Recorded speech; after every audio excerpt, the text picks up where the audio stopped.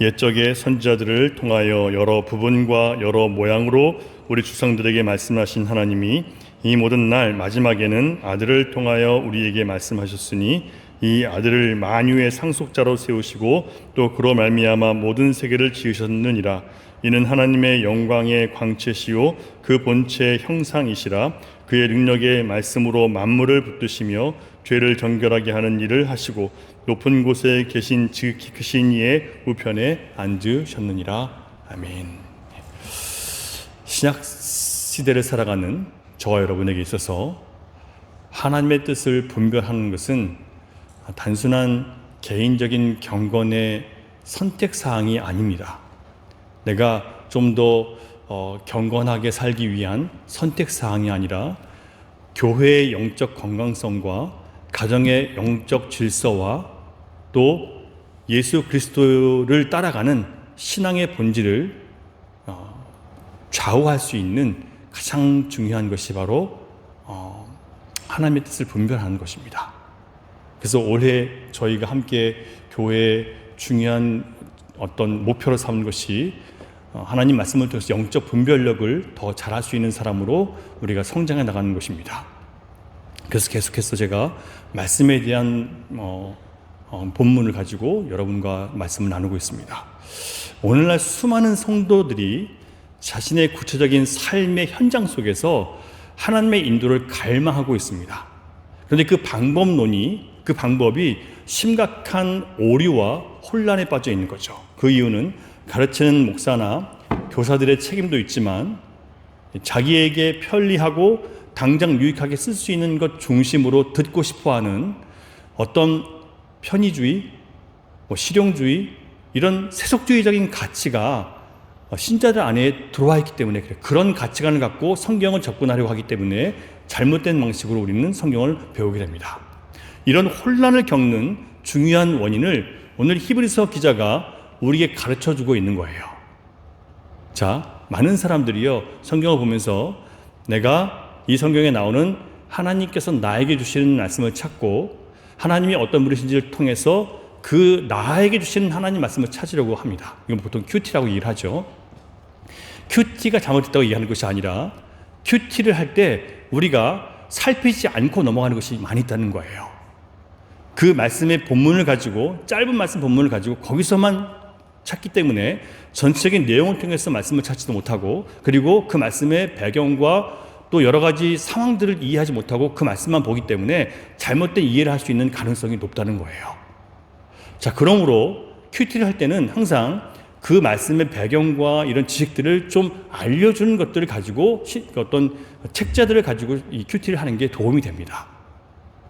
자, 그런데 오늘 1절을 보시면요, 하나님이 우리에게 하나님의 뜻을 전달해 주시는 방법이 바뀌었다는 것을 우리가 깨달아야 됩니다. 하나님이 우리에게 말씀을 전하시는 방법이 예전과 달라졌어요. 신약 시대는 이전과 다릅니다. 1절 보겠습니다. 같이 읽을게요. 시작. 옛적에 여러 부분과 여러 모양으로 우리 조상들에게 말씀하신 하나님이 라고 했어요. 자, 옛적에라고 했습니다. 언제예요? 예수님 오시기 전에, 신약 시대가 시작되기 전 구약 시대를 말합니다. 자, 누가 말씀하셨어요? 하나님이 직접 사람들에게 계시해서 말씀을 전해 주십니다. 어떻게 해요? 여러 부분과 여러 모양으로. 자, 여러 부분은 헬라어로 많은 부분이란 뜻이에요. 많은 부분. 그러니까 똑같죠. 여러 부분과 많은 부분이 같은 말인데 어떤 의미냐면 여러 가지 작은 조각들이 하나씩 주어집니다. 그 조각들이 하나씩 주어질 때마다 더 많이 하나님에 대한 지식이 생기게 되는 거죠. 그 조각 위에 또 다른 조각이 덮여지고 또 다른 부분들이 그 위에 덮어지면서 하나님의 계시에 대해서 좀 더 분명하게 알아지게 되는 거예요. 이것을 점진적 계시라고 말합니다. 한꺼번에 하나님에 대한 지식을 주는 것이 아니라 조금씩 부분적으로 주셔서 그 시대와 상황과 역사에 맞게 우리에게 접근하셔서 말씀하시는 하나님의 섭리를 얘기하는 거예요. 그러니까 우리가 하나님이 우리에게 말씀하시는 방법은요, 점진적인 계시이지 한꺼번에 진리를 주시지 않아요. 저도 깨닫지 못해요. 그렇기 때문에 우리는 신앙생활을 하면서 말씀을 배우고 그 말씀이 내 삶 가운데 나를 부수고 깨트리고 나를 변화시키는 그 말씀의 어떤 능력을 통해서 조금씩 하나님의 섭리와 계시들을 깨달아가게 되는 거예요. 쉽지 않습니다. 머리로 깨달았다고 깨달아지는 게 아니라고요. 감정적으로 충만했다고 그것이 나의 삶이 되는 게 아니라고요. 내가 바뀌어야 되는 거예요. 그 전까지는 그 말씀은 나에게 아무것도 한 것이 아니에요. 예를 들면 하와를 유혹해서 아담과 하와를 죄에 빠지게 했던 뱀에게 하나님이 뭐라고 말씀하셨냐면 내가 너로 여자와 원수가 되게 하고 내 후손도 여자의 후손과 원수가 되게 한다 말씀하세요. 자, 그래서 여자의 후손이 네 머리를 상하게 할 것이라고 말씀하십니다. 그리고 너는 그의 발꿈치를 상하게 할 것이다. 그러니까 여자의 후손이 나타나면 뱀의 후손, 그러니까 마귀의 머리를 쳐서 그의 강력한 권능이 뭐예요? 사망이에요. 사망에 쏘는 것. 죽음으로 죽기를 두려워하는 사람들에게 공포를 주어서 자기 종으로 끌고 가는, 대부분의 사람들이 죽음이 무서워서 끌려가잖아요. 세상에요. 내가 망할까 봐 끌려간단 말이에요. 죽음을 두려워해서 죽음에 끌려가는 그런 사람들을 그 죽음의 두려움에서 권세에서 벗어나게 하시는 거예요. 누구를 통해서? 여자의 후손. 그게 누군지 아직 몰라요. 그런데 아브라함과의 언약을 통해서 이후에 하나님은 아브라함에게 네 후손이 큰 민족이 될 것이다 라고 약속을 주십니다. 구체적인 구원 계획은 밝혀주지 않았었어요. 그런데 하나님께서 하신 약속을 믿었을 때 하나님께서 뭐라고 하세요? 네가 믿었으니 내가 너의 믿음으로 너를 의롭게 여긴다. 네가 의롭다라고 선언을 해주시는 거예요.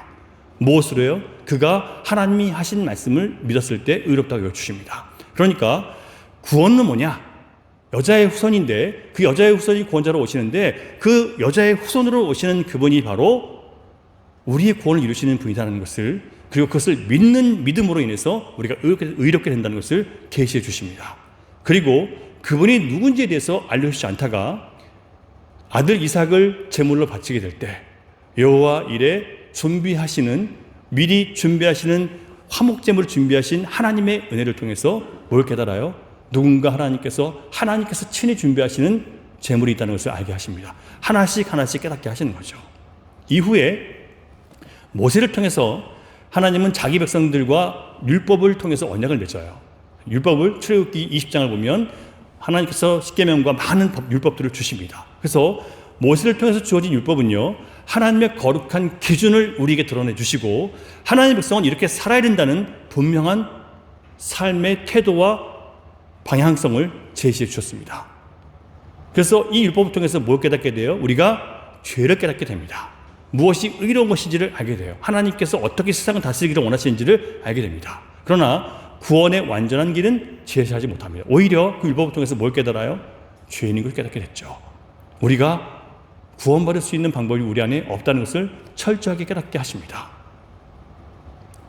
이렇게 하나씩 부분 조각들을 주심으로 점점 하나님의 구원의 계획을 완성해 가시는 것을 바로 여러 부분을 통해서 말씀하셨다는 뜻입니다.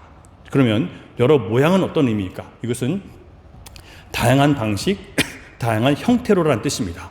그러니까 하나님께서 계시를 전하시는 방법은 어떻게 하셨어요? 한 가지가 아니라, 한꺼번에가 아니라 시간을 두고 역사 속에서 상황에 따라서 조금씩 계시하심으로 하나님의 구원을 점점 더 분명하게 만들어 주시고, 그리고 마지막 때 아들에 대해서 말씀하시고, 예를 들면 구약의 이사야, 미가 이런 선지자를 통해서 예수님이 어떤 분인에 대해서 얘기하게 하고 또 그분의 사역이 무엇인지를 설명하게 합니다. 그래서 조금씩 더 메시아에 대한 분명한 뜻을 알게 합니다. 자, 그렇다면 여러 모양은 무엇이냐?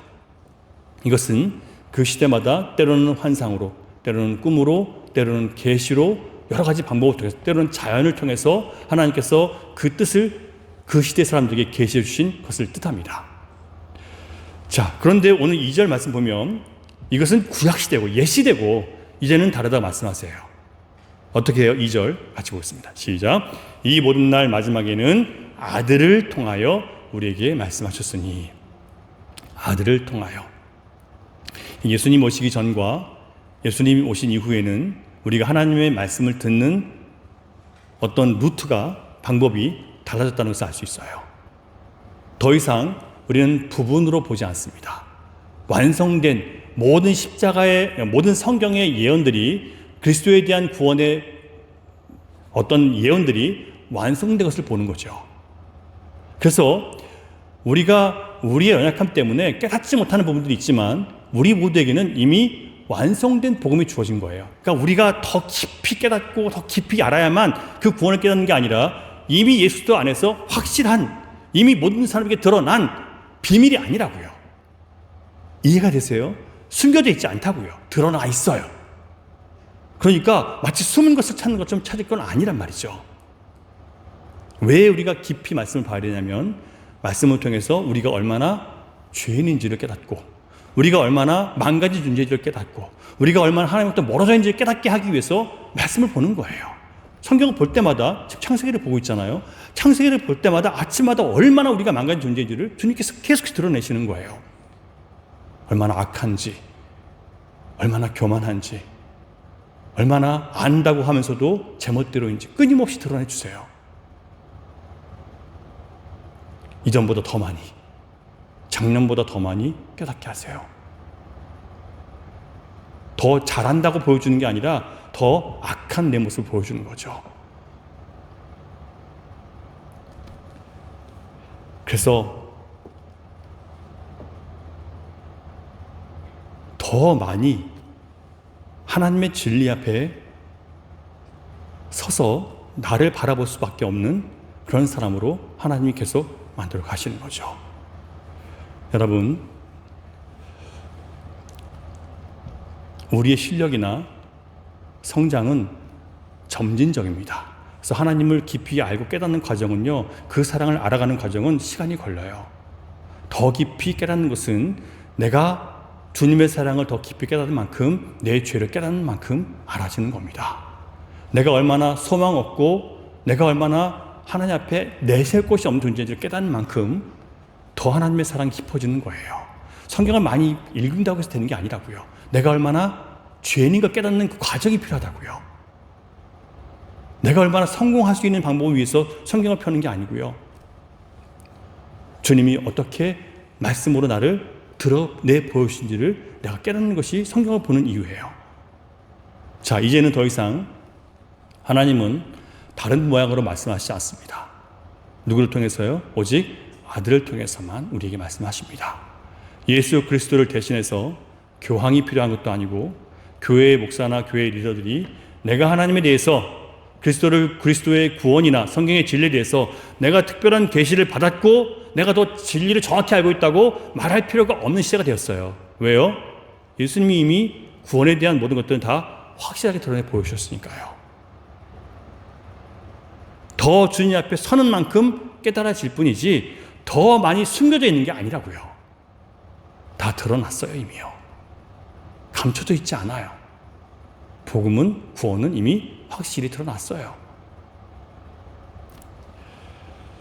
그래서 예수님께서 오셔서 그의 모든 구약의 예언들을 다 성취하심으로 완성하신 이 신약시대에는 하나님께서 교회가 필요로 하는 모든 계시를 오직 성경을 통해서 충분히 우리에게 주셨습니다. 그러므로 신약시대를 살아가는 저와 여러분이 구약의 방식으로 하나님 특별한 계시를 나에게 주시기를 바라서 하나님이 이걸 해주시면 내가 하나님이 나에게 주신 말씀이라고 생각하겠습니다. 하나님 이거 해주시면 자꾸 하나님을 시험하는 방식으로 자신의 답답함을 풀고 하나님이 나를 자녀로 받아주셨는지 아닌지 내가 하려고 하는 것에 성공인지 실패인지를 말씀해 주시는 증거로 삼으려고 하는 이런 잘못된 말씀 사용을 하시면 안 된다는 얘기예요. 구약처럼 구약의 말씀처럼 하나님 이렇게 해주시면 내가 하겠습니다. 이렇게 시험하지 말라는 얘기예요. 따라서 우리가 다시 구약시대처럼 직접 계시를 받고자 한다면 예수님을 통해서 말씀하신 계시가 완성된 신약시대를 살아가는 저와 여러분들이 시대의 착오적인 잘못된 신앙에 빠지게 될 수 있는 거예요. 그런 사람들이 상당히 많이 있습니다. 이미 완성된 말씀 속에서 이미 보여주신 주님 안에서 내 길을 찾지 않고 내가 원하는 길을 보장받고 확인하고 싶은 사람들이 끊임없이 하나님을 시험하고 내 뜻대로 해달라고 주장하다가 결국 누가 응답할까요? 내가 원하는 것대로 해주는 마귀가 응답하죠. 당연히 하나님이 주신 답이 아니라 자신의 완고함, 돌이키지 않는 것에 대해서 하나님께서 내버려 두시는 겁니다. 그런데 그것을 하나님 주신 답으로 오해하는 사람들이 굉장히 많이 있어요. 이렇게 예수 그리스도를 통해서 말씀하시는 하나님 대신 내가 원하고 생각하는 대로 주님이 만나주시기를 바라고, 내가 원하는 주님을 찾으려고 하는 사람들이 성경을 읽을 때 성경을 자의적으로 해석하는, 자기가 원하는 대로 해석하는, 그리고 주관주의에 빠져서 내가 보는 대로 모든 것을 주장하고, 때로는 내가 체험한 것을 자랑해서 내가 체험했으니까 이것은 하나님의 임재라고 확인하려고 하는 신비주의적인 그런 은사주의에 빠져들어가게 되는 거예요. 따라서 만일 우리가 성경이 기록된 시대의 상황 속에서, 그리고 교회의 건전한 교리와 신학 안에서 내가 깨달은 것들이 검증되지 않을 때 부작용이 나타날 수 있다는 것을 여러분 기억하셔야 됩니다. 그러니까 내가 성경을 해석하고 깨달은 것에 대해서 너무 자신하지 마시라는 거예요. 자, 어떤 부작용이 있냐면, 첫 번째는 자신의 처지에 비추어 받은 감동을 은혜라고 착각할 수 있습니다. 성경을 볼 때 성경이 그 본문의 역사적 의미나 사건의 상황 속에서 거기서 하나님이 주시는 하나님의 의미, 뜻들이 있어요. 근데 그거와 상관없이 지금 내 상황에 그걸 대입해서 내가 편하게 내 상황 속에 맞춰서 그것을 해석합니다. 때로는 그것을 통해서 내가 어떤 마음의 위로를 얻을 수도 있어요. 그리고 또 마음이 어떤 답을 얻은 것처럼 느낄 수도 있습니다. 그런데 중요한 것은 내가 그 만난 하나님으로 인해서, 내가 깨달은 것으로 인해서 내가 정말 하나님이 기뻐하시는 뜻을 결정하고 내가 실천하는 것으로 가고 있느냐. 그게 무슨 얘기냐면, 내가 하나님의 뜻을 이루기 위해서 내가 이것을 하고 있느냐, 아니면 내가 원하는 것을 이루기 위해서 내가 지금 이 말씀을 찾고 읽고 있느냐. 이걸 분별해야 된다는 얘기예요. 우리는 말씀을 배우고 내가 배운 그 지식으로 나도 내 안에 충만함을 느낄 수 있어요. 말씀을 배운 게 굉장히 보람 있고 기쁨이 있어요. 그런데 그 깨달음이 내 인격을 변화시키고 내 삶의 방향을 바꾸지 못한다면 그것은 진정한 은혜가 아니라 단순한 심적인, 감정적인 또는 지적인 만족이나 종교적 감정에서 나오는 불완전한 것일 수 있다는 거예요. 또 한 가지 부작용은 내가 특별히 깨달았다고 주장하는 것으로 인해서 오히려 자신을 교회 공동체로 단절시키는 이런 일들이 생길 수 있습니다. 성경 해석은요, 역사적인 개혁교회가 고백해온 신앙 고백과 교리라는 큰 틀 안에서 이루어져야 되는데, 많은 사람들이 이런 것들을 준비하지 않고 알지 못하고 그냥 내가 느끼는 대로, 내가 내 안에서 나오는 생각대로 해석하고 판단하기 쉽습니다. 그래서 큐티가 하나님께서 우리에게 주신 어떤 구원의 교리나 교회에 대한 하나님의 어떤 교회론이나 이런 것들에 대한 어떤 기본적인 지식 없이 그냥 성경을 읽으면 실수할 수 있어요. 잘못된 방향으로 갈 수 있어요. 내가 좋아하는 방향으로 이것을 왜곡시킬 수 있어요. 그래서 교리가 있는 겁니다. 이 교리는요, 수백 년 동안 하나님의 교회가 하나님의 교회답게 서서 많은 사람들이 그 교회를 통해서 구원받고 주님 만나고 거듭나게 하고 성화시키고 그렇게 만들었던 그런 검증된, 수백 년 동안 검증된 교리라고요. 근데 오늘 이 시대 사람들은 교리를 아주 무시해요. 그런 사람들이 너무 많아졌어요. 제가 만약에 교리에 나오지 않는 대로 설교하면 저는 우리 교단 목사로 자격이 없는 사람이 되는 거예요. 여러분, 잘못된 길로 인도하는 거라고요.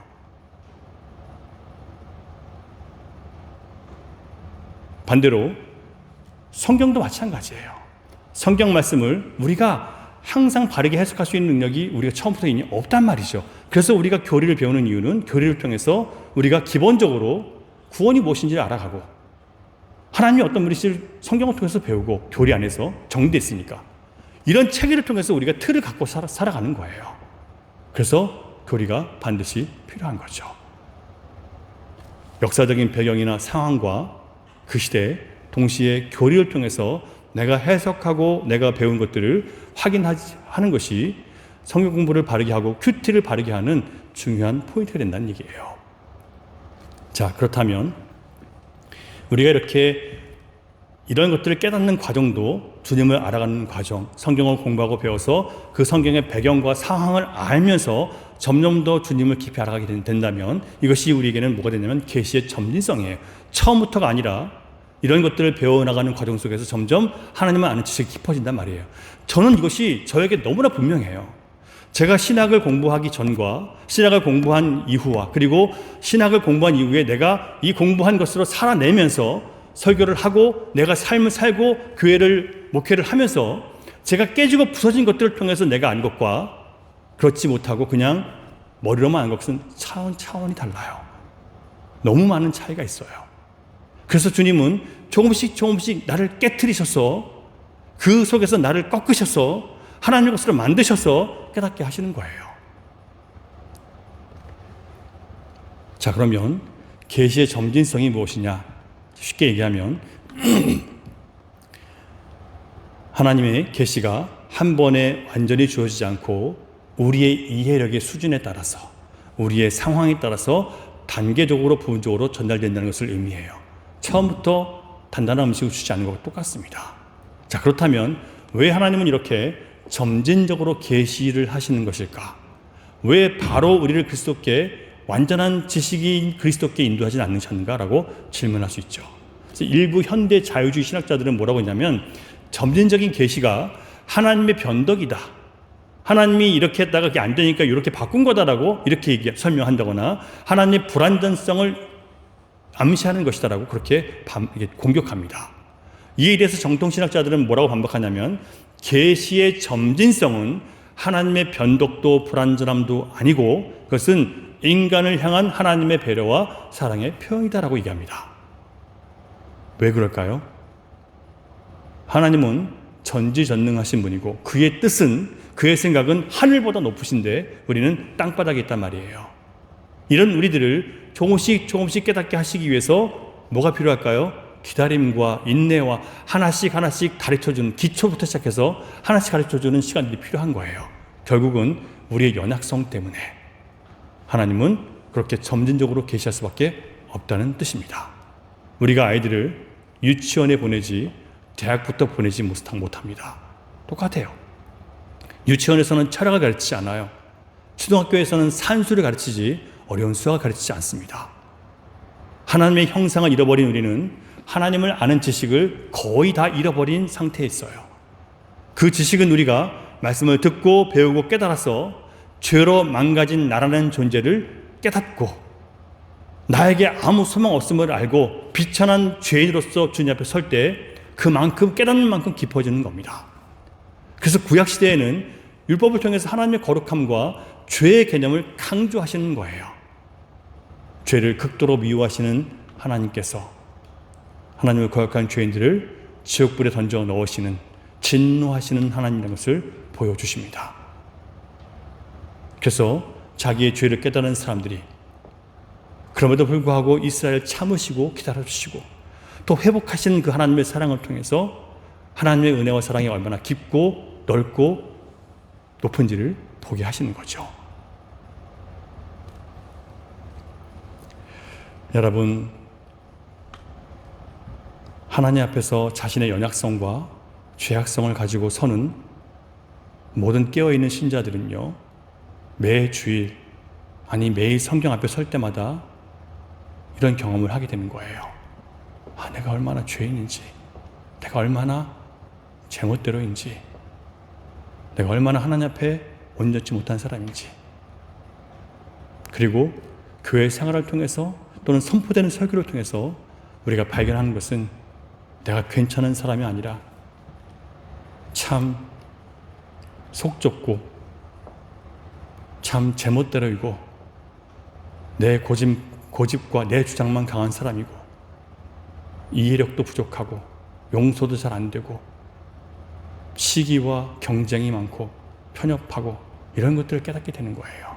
그걸 깨닫게 하시기 위해서 교회로 불러주신 거라고요. 그걸 깨달으라고 말씀을 선포하게 하시는 거예요. 내가 얼마나 믿음으로 살지 않는지 모든 것을 머리로 계산하고, 그래서 그 계산의 결과에 따라서 모든 것을 맞추어 사는 이 믿음 없는 나의 모습을 드러내시고, 얼마나 사랑으로 용납하지 못하고 이해하지 못하고 관용하지 못하는지, 그러면서 자기에게 남들이 뭐라고 하면 분노하고, 그런 내 모습을 보게 하시면서 점점 더 우리는 내가 얼마나 나를 포장하며 살아가는 것이 나의 모습이 위선인지를 깨닫게 되고 참 비참해지는 거죠. 그런데 여전히 나를 포기하지 않으신 하나님의 은혜 때문에 나의 삶을 주님께 온전히 맡겨드리는 겁니다. 그 말씀 안에 살고 싶어지는 거예요. 이 과정이 바르게 되기 위해서 하나님은 점진적으로 계시하시는 겁니다. 우리가 얼마나 율법, 초등학문을 통해서 얼마나 죄인지를 깨닫게 하시고 얼마나 소망 없는 죄인지를 알게 하셔서 이제 은혜의 법으로 우리를 초대하시는 겁니다. 자, 그렇다면 우리는 이 예수 그리스도를 통해서 나타내신 하나님 말씀을 어떻게 대해야 될까요? 그러니까 우리는 다 말씀이 중요하다고 얘기를 해요. 그런데 전해진 말씀, 선포된 말씀, 주어진 말씀을 내가 어떻게 그 말씀에 반응하는지에 대해서는 별로 신경을 안 써요. 한 귀로 듣고 한 귀로 흘려보내요. 아프게 말씀을 듣고 책망을 들었지만 돌아가서는 생각하지 않아요. 기도도 하지 않아요. 그냥 떠나버려요. 여러분, 분명히 오늘 본문을 통해서 히브리서 기자는 우리에게 말합니다. 예수 그리스도를 통해 나타나신 하나님 말씀을 대하는 우리의 자세는요, 여러분, 그 말씀의 능력을 믿는 겁니다. 말씀의 능력이 3절 같이 읽어요. 시작. 이는 하나님의 영광의 광채시요 그 본체의 형상이시라. 그의 능력의 말씀으로 만물을 붙드시며 죄를 정결하게 하는 일을 하시고 높은 곳에 계신 지키신 이의 우편에 앉으셨느니라. 예수님은 하나님의 영광, 하나님의 모든 영광을 우리에게 비춰주시는 분이고, 그 본체에 보이는 형상이, 보이지 않는 하나님의 형상으로 이 땅에 오셨어요. 그래서 그의 능력의 말씀은 무슨 일을 한다고요? 만물을 붙들어 주신대요. 또한 죄를 정결하게 해주신대요. 그러니까 만물을 붙드는 능력이 예수님께서 선포하신 말씀에 있다는 것을 여러분 믿으셔야 됩니다. 붙든다는 것은요, 유지해주고 지탱해준다는 의미예요. 첫사람 아담의 범죄로 인해서 하나님의 창조 질서가 깨지고 우리는 죄악으로 인해서 영원한 형벌 가운데 있습니다. 가능성이 없는 존재가 됐죠. 이렇게 망가진 저와 여러분을 영원히 멸망하지 않도록 말씀으로 찾아오셔서, 성육신 예수님 오셨죠. 찾아오셔서 그 말씀이신 예수님을 믿는 자마다 어떻게 돼요? 붙들어 주시잖아요. 회복시킨단 말이에요. 처음 하나님이 지었던 그 사람의 모습으로 죄 없는 사람으로 의롭다고 여겨주신다고요. 그리고 거룩하게 살아가도록 붙들어 주신다고요. 넘어질 때마다 다시 세워주신다고요. 뭐가요? 말씀이요. 예수님 말씀은 우리 모든 교만을 부수고 자기 의를 깨뜨리고 자기 사랑을 자기 부인으로 낮추고 이기심을 하나님과 이웃 사랑으로 바꾸고, 그리고 그렇게 회복된 모습으로 살아가도록 유지해 주시는 능력이 말씀이 있어요. 그래서 말씀을 계속해서 보고 듣고 묵상해야 되는 이유가 바로 여기 있어요. 말씀이 나를 붙잡아 주는 겁니다.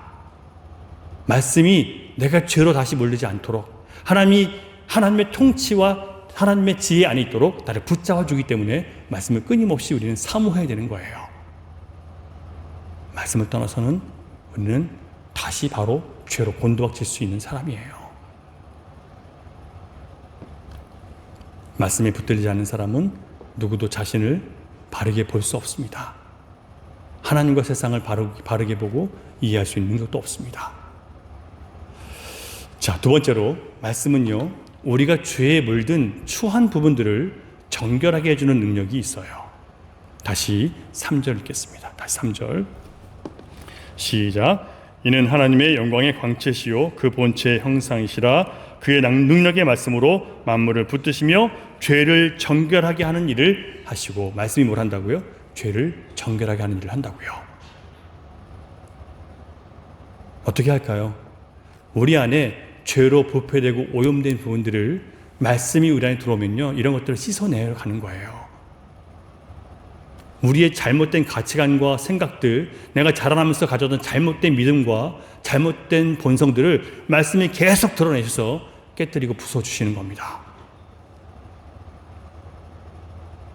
여러분, 그런 경험하고 계세요? 남들의 잘못은 계속 잘 보이는데 내 잘못은 잘 안 보이면 말씀을 잘못 읽고 계시는 거예요. 성령 안에서가 아니라 자기의 잘못된 목적을 갖고 성경을 보는 거예요.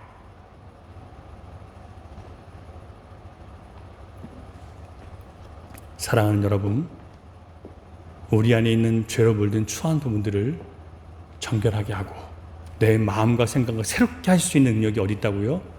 예수님 말씀이 있어요. 그래서 말씀을 보는 거예요, 여러분.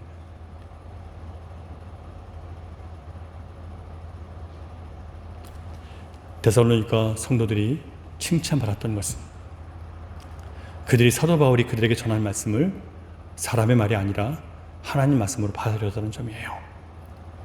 사람이 설교하지만 그 설교를 통해서 말씀하시는 하나님을 믿음으로 바라보는 순수한 마음의 태도가 칭찬받는 신자의 모습으로 드러나게 됩니다.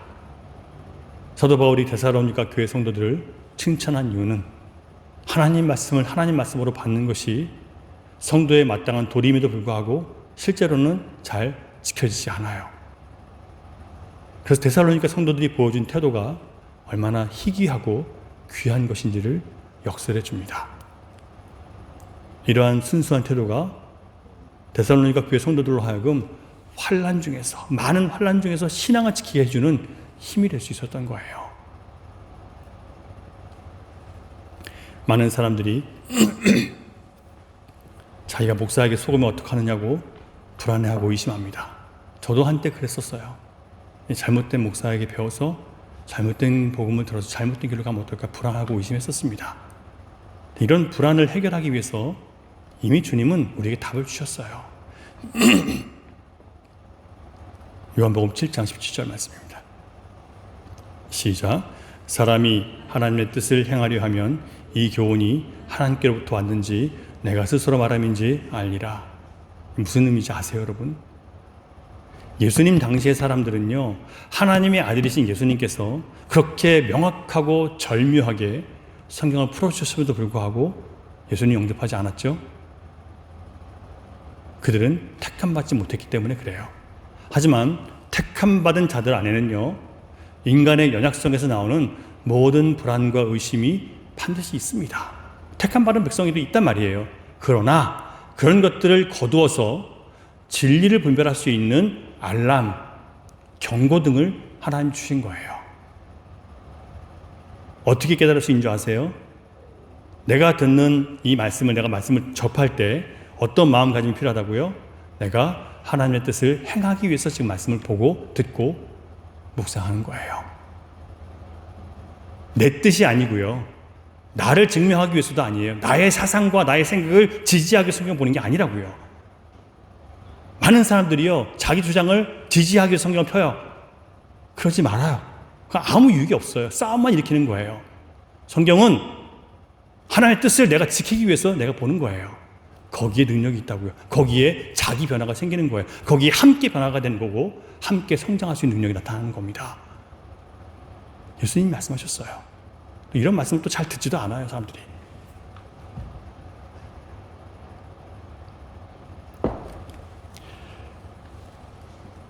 예수님 당시 사람들은 하나님 뜻을 행하기 위해서 말씀을 들은 게 아니에요. 자기 문제 해결하려고, 자기 배고픔 변하고, 자기 질병 해결하려고, 자기의 영적 지식에 대한 목마름을 해결하기 위해서, 그것이 그냥 목적이에요. 하나님의 뜻을 행하려고 하는 게 아니라고요. 내가 너무 영적으로 궁금한데 아무도 얘기 안 해주니까 그거 알려줄 사람을 찾는 거예요. 그것으로는 하나님의 뜻을 분별할 수 있는 능력이 안 생겨요, 여러분. 그런 많은 기적들과 하나님의 아들이 명확하게 모든 말씀을 다 풀어주셨음에도 불구하고 예수님이 내가 생명의 떡이라고 말씀하시니까 어떻게 돼요? 12제자 말고 다 떠나가 버립니다. 그들은 하나님의 뜻을 가지고 이 땅에 오신 예수님을 영접하는 게 아니라 내 뜻을 이뤄줄, 나를 지지해줄, 나를 성공하게 해줄, 나를 영화롭게 해줄, 나의 문제를 해결해줄 그런 메시아를 찾은 거예요. 그래서 하나님의 뜻을 이루고자 하는 메시아는 그들에게는 메시아가 아닌 거예요. 여러분이 말씀에 붙잡혀서 이 악하고 음란한 세대 속에서 정말 진리 안에 살고 죄의 치명적인 유혹과 거짓 복음에서 내 자신을 지키고 내 가정을 지키고 내 교회를 지키고 하나님 나라를 세우는 백성이 되기 위해 원하신다면 여러분은 성경을 읽을 때 또 설교를 들으실 때 내가 어떤 마음인지 먼저 살피셔야 돼요. 제 설교를 진짜인지 가짜인지 살피시기 전에 여러분 마음을 먼저 살피세요. 내가 정말 하나님의 뜻을 알고 그 뜻을 이루기 위해서 내가 말씀을 듣고 있는가? 그게 먼저라고요.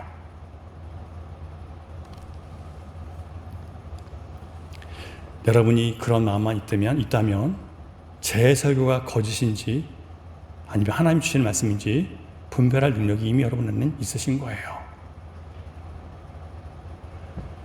그러므로 여러분 설교를 듣고 말씀을 읽고 분별하기 전에 먼저 확인해야 될 것은 내가 하나님의 뜻을 듣고 그 뜻을 행하기 위해서 지금 이 말씀을 펴고 있는가? 이 자리에 왔는가?